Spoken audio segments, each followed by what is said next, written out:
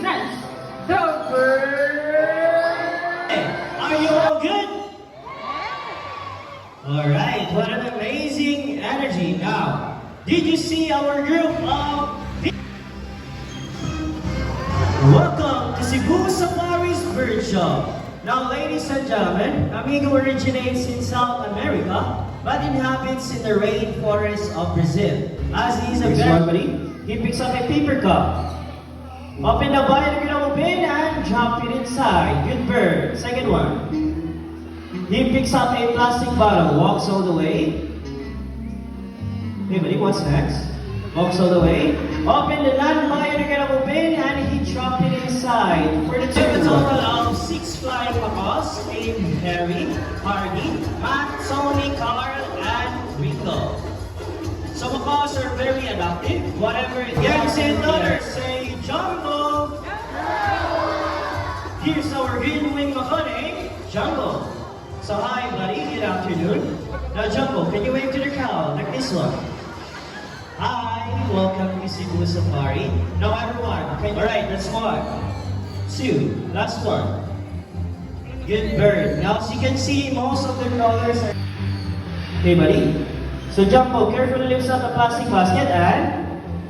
got his knot. Good job buddy. Now, as I said earlier, he picks up the letter E for the next letter. He picks up the letter B. Good bird. Next letter. He picks up the letter R. Last word, buddy. He picks up the letter A. Now, zebra spells Z-E-B. Food. Varieties of fruit, seeds, and vegetables. So, Jumbo's favorite foods are a variety of seeds, fruits, and vegetables. Buddy. This is your favorite subject. First number. Okay, buddy, first number. He picks up a number 1. Now for the next or last number. He picks up the number 2. Now 5 plus 7 is equal to 12.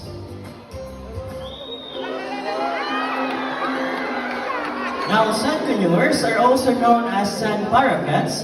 They are very playful. Now sandconures, they are monogamous type of bird, meaning they can only have one partner. Are you ready? Last question, ma'am. Do you have an extra money? It's not mine. It's his, so it's okay. Oh, it's okay. Okay, that's good. Now, don't make extra movements. Try to relax and enjoy the show. Now, ladies and gentlemen, I want you to meet our cute and fluffy Eclectus parrot named Star. Now, Star here is a female Eclectus parrot. Now, let's see what she will do. Okay, take your time, buddy. There's no need to rush. All the way to my legs, land her arm, and she picks the 500 peso bill. Now, bye-bye, Star.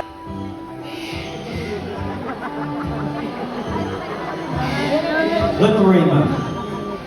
Okay, now Star flies back all the way to my legs, land her arm, and Star flies back all the way to my legs, and she puts down. Now, ladies and gentlemen, I want you to meet our playful Eclectus parrot named. Now, Rio, he flies to the first soup, and he made it all the way. First soup, and he made it all the way again to the.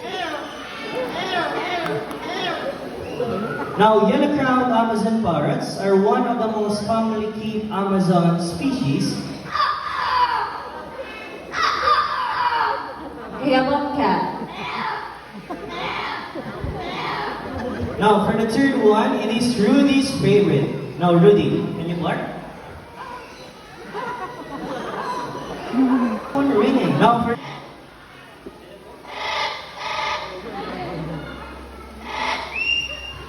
Now, last one is a whistle.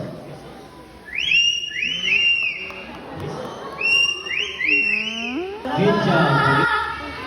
La la la. Now, for their first song. Whoa, whoa, yeah. Whoa, whoa, yeah.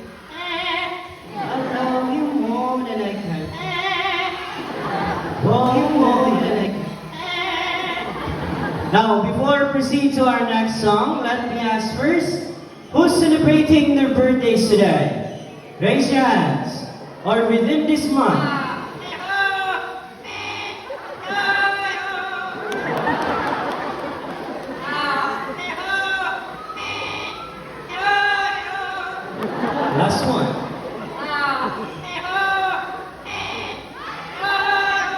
and the best known toucan species in the world.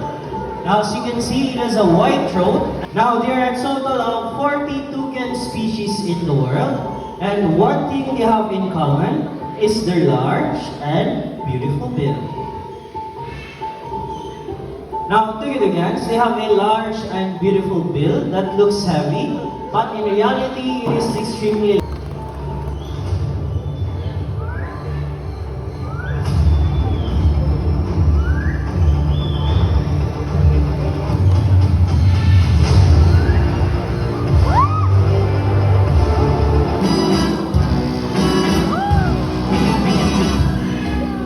nice catch, Hunter. As you can see here, Mr. James is wearing a thick glove that protects himself from the sharp talons and claws of this bird.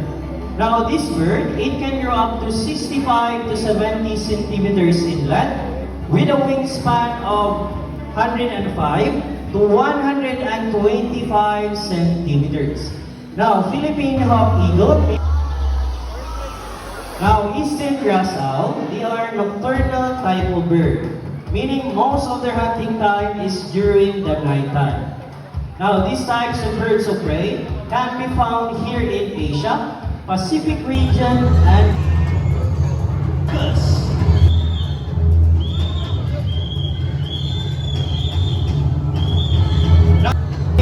they have a white plumage from its head down to its underarm, or king of the sea. It has a white plumage from its head down to its underparts, and its wings and back are dark gray in color. But wait, there's more! Here comes the food in the wild. They mainly eat fish, sea snakes, small turtles, and mammals. Lastly, a white-bellied sea eagle symbolizes wilderness and freedom. So round of applause to our white-bellied sea eagle. Now, ladies and gentlemen, here at Cebu Safari, we're not just creating about fun and unforgettable experiences.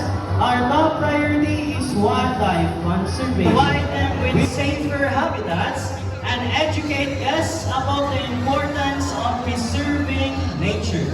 Together, we can make a difference for wildlife and for a better future generation. Now, let me introduce you the people behind the successful show. My partner here at stage, Miss Debbie. We also have here other bird trainers, Mr. James, Mr. Charles, and Mr. Romney. And to make this even more peace, prosperity, and harmony. Now, once again, my name is Dustin. We hope you enjoy the show. Thank you so much and enjoy the rest of the walk.